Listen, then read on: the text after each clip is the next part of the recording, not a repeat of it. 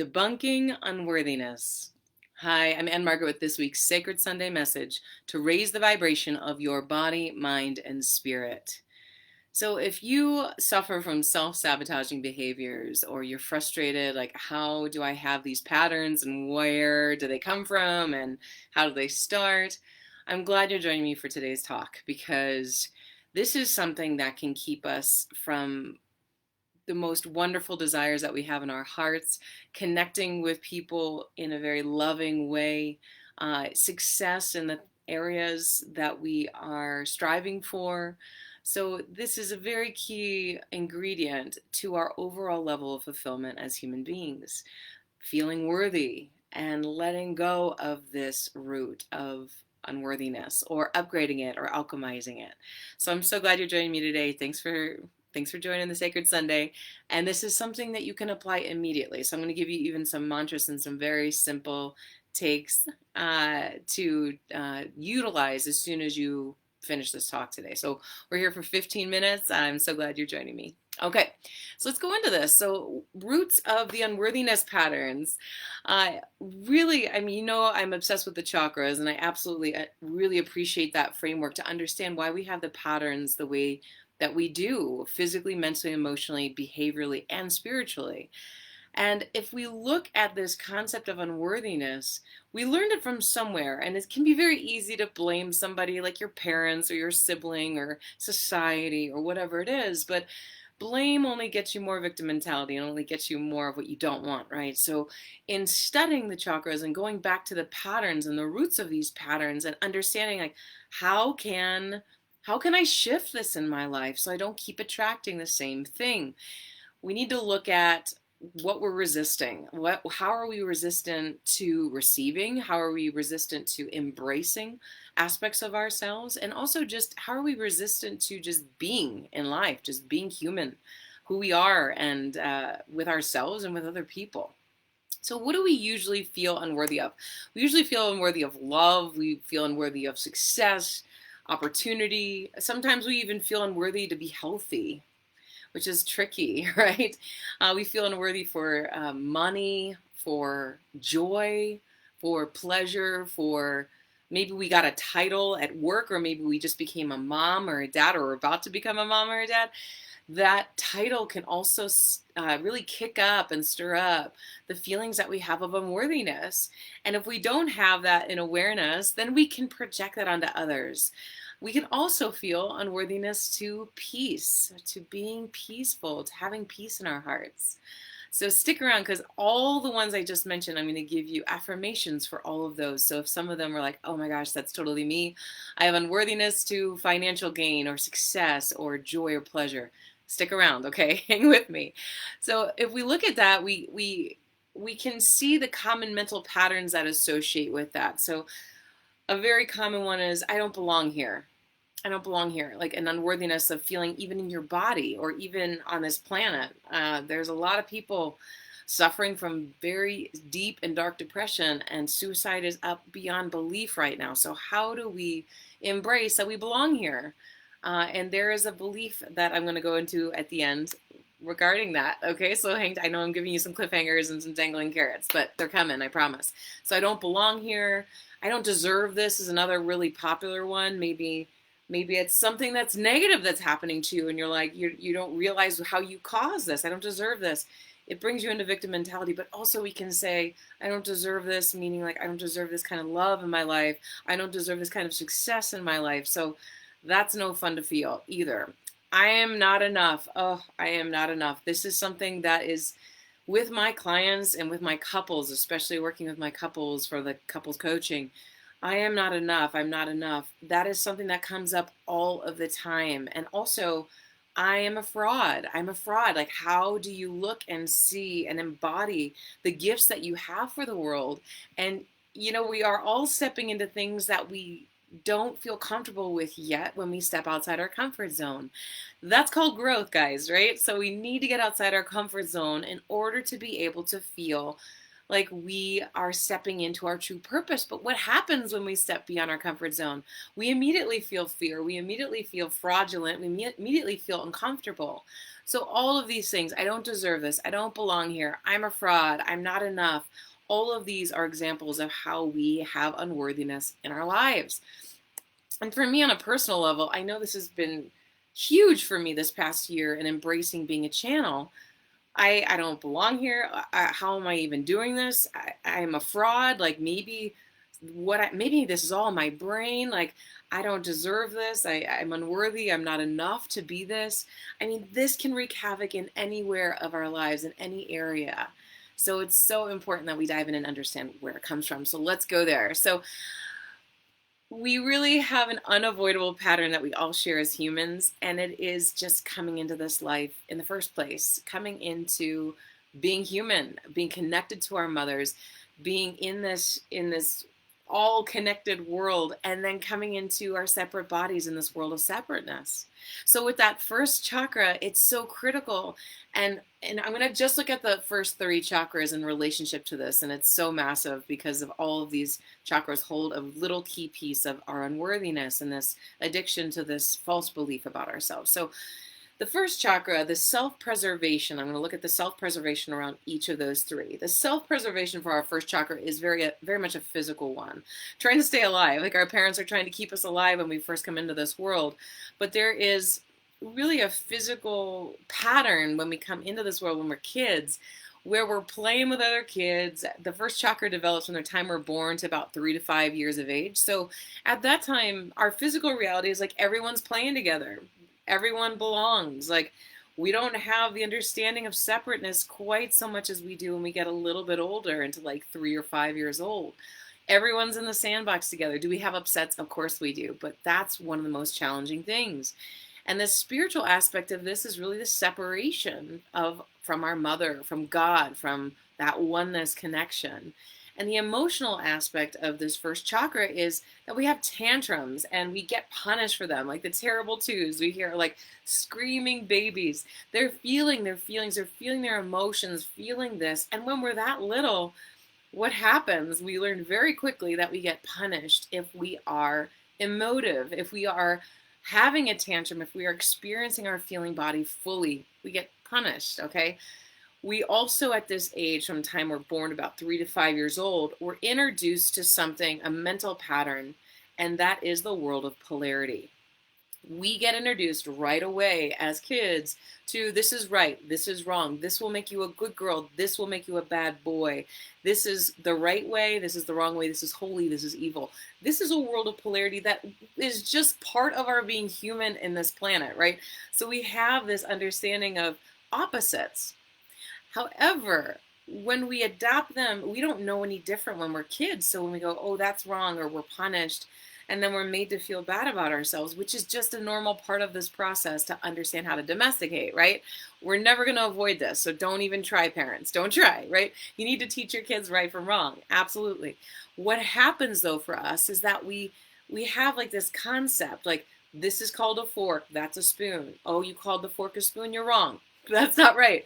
We need to be domesticated. But for us, we start double backing on ourselves. Like, and sometimes we receive punishment, like conditional love. The love is withheld from us, or we get put in a corner, we get ostracized, we get blacklisted. I mean, to be excluded or banished, like to go sit in a corner if we do something wrong, or you can't play with this group anymore, is very debilitating for our sense of worthiness. Let's go further. So in this age too, you also think about rewards. Like, what are you getting? You're getting a reward for embracing the domestication, to get things right, to not do things that are bad or evil. All right. And this can also compromise our authenticity, because maybe we're upset, but we're holding it in, and because we don't want to get into trouble, or we don't want to feel that withholding of love from our caretakers, our parents, or whomever is raising us. So the healing word in this particular chakra related to the sense of worthiness is acceptance.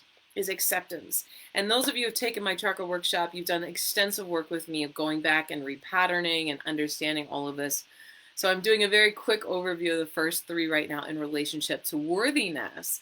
So if you want to go deeper, check out my workshop. I think I'm going to be starting another one in April.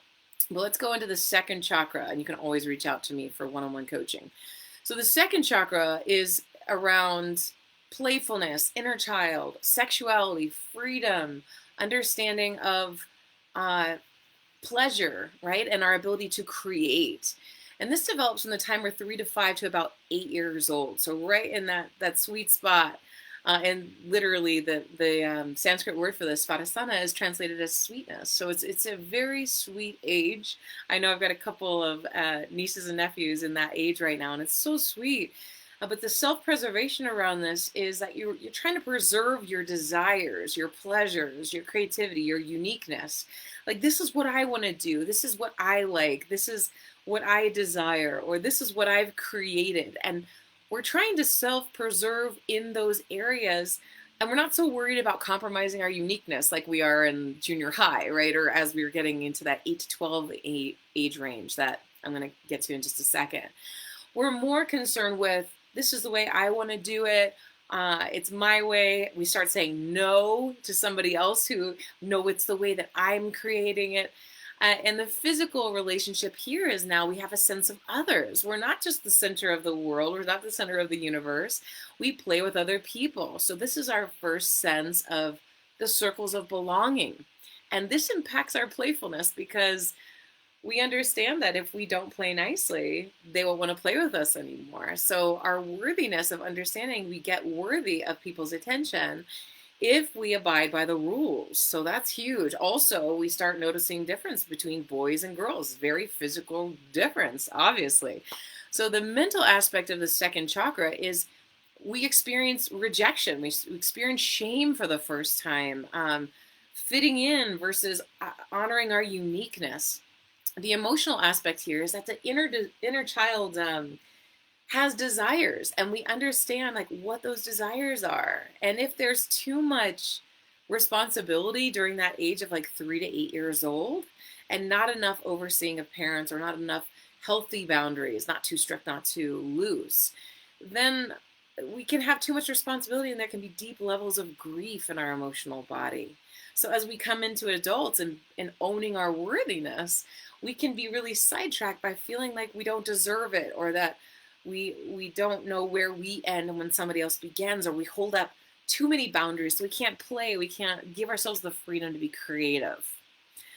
So the spiritual connection to the second chakra in relationship to worthiness is that this is our first taste of true creation. Like, we draw a picture, and I get these pictures all the time from my beautiful niece.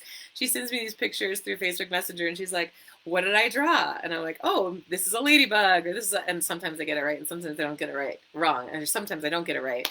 And she comes back and says, okay, you got 99% versus 100, or whatever it is. And it's adorable, but what's important about that exercise for her is that she's creating the drawing. So she's creating that, and she's getting that taste of like, I created this. And when we're about 3 to 8 years old, that's what we're really developing. Our connection to our sovereign self, our creator, and how to co-create, how to play nicely with others. How does this relate to punishment? Okay, when we get punished, if we're adulting too early around that age and we have too much pressure on ourselves, this can be very upsetting. This can be very stifling. We can take on too much stress or too much responsibility too early. And we could also feel rejection from friends too at this age. Like, this is the way I want it. Well, that's the way I want it. Well, I don't want to play with you anymore. Okay.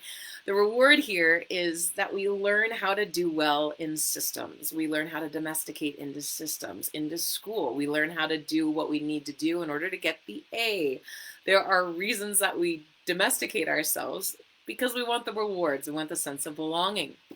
So the healing word for here, for this chakra, is compassion. Compassion, having compassion that this is the way that you desire it. That's the way that they desire it. So as we go into adults, having compassion that you're not feeling worthy maybe because it's somebody else's rules you're trying to follow versus your own. That helps a lot. All right, moving on to the third chakra, 8 to 12 years old. So what we're preserving here is our egoic identity, like how our labels, our belief system, we start to create really strong opinions from 8 to 12. This is a very challenging age for parents because your kid is starting to say, no, this is what I want. And, and then you're like, wait a minute, hold on. You were so sweet like a year ago. What happened? Like now you're becoming your own self. This has to happen. The kid has to develop their own sense of self-esteem, of ego, right? That's so critical. So physically, the kid now pays attention more to what they're wearing. Like, this is my identity. Rather than this brings me pleasure through what I'm wearing, this is my identity now. I need to be cool looking. I need to look a certain way. So mentally, they're really focusing now on how do I fit in? What's my sense of belonging? What's motivating for me? I'm going to do this in order to fit in. We get in a lot of trouble at this age too, because we start doing things in order to gain the acceptance of others and to gain the approval or fit in with this particular crowd. It's huge, huge. Also, this sense of trust. Like, how do I trust myself? Can I trust somebody else? Emotionally, oh, this is tough because we're developing our actual needs at this age. And the needs are different from the desires, right? So the needs are different from the desires that were formed in the second chakra time. So if we do not get our needs met, and this is reflection from parents, reflection from school teachers, etc., saying you are enough, like you are worthy. This is what's great about you. If we do not get that, if we don't get those needs met of being seen and really recognized and affirmed, this can diminish our confidence. And not to mention that this is also the time when our hormonal shifts begin toward the end of this chakra development. So spiritually, we're developing our own belief system. We're understanding, like, what do we believe about things? What are our opinions? And now you're on your own, right? And when the punishment that happens here too is like, maybe you have a different opinion, you get punished for it, or you have a different way of doing things and you want to do it this way and assert yourself, but you get punished for it. So you learn how to adapt, of course. And the sense of responsibility is so critical here too, because from 8 to 12, you now understand, well, this is your responsibility. You must do this, you must do that in order to get the approval, or maybe do your homework so you can go play outside, or clean your room in order to get love from your family, or acceptance, or not upset your dad or your mom, right? We understand that punishment also is like, I need to do this in order to get this. And we're understanding the conceptual cause and effect aspect of our human self. So what's the reward? Sometimes we'll compromise who we are during this age in order to get that sense of belonging. We'll compromise our truth, our opinion. We'll compromise our sense of self, our true sense of self, and adopt a label just so that we keep the peace or that we fit in. Okay, so the healing word for this one is trust, all right? Trusting yourself, trusting others, trusting who you are. So here's a couple of takeaways too. So with the mantras for debunking unworthiness, okay? So if you feel like an unworthiness for love, mantra, I am love, and I share this love with others. Okay, that's for the unworthiness of love. The unworthiness, be sure you can always watch this again and catch them again. I'm going to go through them quickly. Unworthiness for opportunity. You can say, I will make the most of this, and let that be your new mantra, something that you're mentally vibrating, repeating over and over and over to affirm your sense of worthiness. Health. My body is a gift and it needs my love and care. My body is a gift and it needs my love and care. So if you're feeling unworthiness of stopping drinking, quitting smoking, eating well, exercising, all right, my body is a gift and needs my love and care. If you feel unworthiness of rest, I know this is big for the parents out there, okay? So if you're like, oh no, I can't, or workaholics, right? Everyone needs to refuel to work optimally. All right, there's a reason why you're getting frustrated. It's because you're not rested. So take your rest when you can. Feel worthy of that rest. Worthy of success. I acknowledge my beautiful creation. It's like that 2-year-old inside of you, that inner child that needs to say, look, I'm okay with success because I love what I created. I love what I'm creating in the world. And I'm going to open myself to that worthiness of success. Worthiness of money. I am open to receiving as I am giving. So we block ourselves from money because we feel like we're not giving, or what we're giving is not worth anything. So once again, I am open to receiving as I am giving. Joy, worthiness of joy. By feeling joy, I uplift others. It's so contagious, isn't it? Our emotions are contagious. So I'm worthiness of joy because I get to feel that. But then as I feel joy, I uplift others. Pleasure. This is one of the greatest gifts of being in human form. So it's almost like acknowledging your creator. You're acknowledging how your body was created, how your mind was created, finding pleasure in watching the birds, right? This is one of the greatest gifts. Like, you're taking advantage of the greatest gifts of being in human form in this world of five sensory reality. It's an amazing world we live in, right? So worthy of a title. Worthiness of a title like CEO or a mother or whatever it is. I honor this role and will do my best. I honor this role and will do my best. And worthiness of peace. I open my heart and trust that all is unfolding beautifully. I open my heart to worthiness of peace and trust that all is unfolding beautifully. All right, so what are some common false beliefs? And then I will wrap this up here.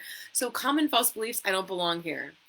What you can say when that comes into your mind is, I am right where I need to be. I don't deserve this. I am worthy and I will make the most of this opportunity.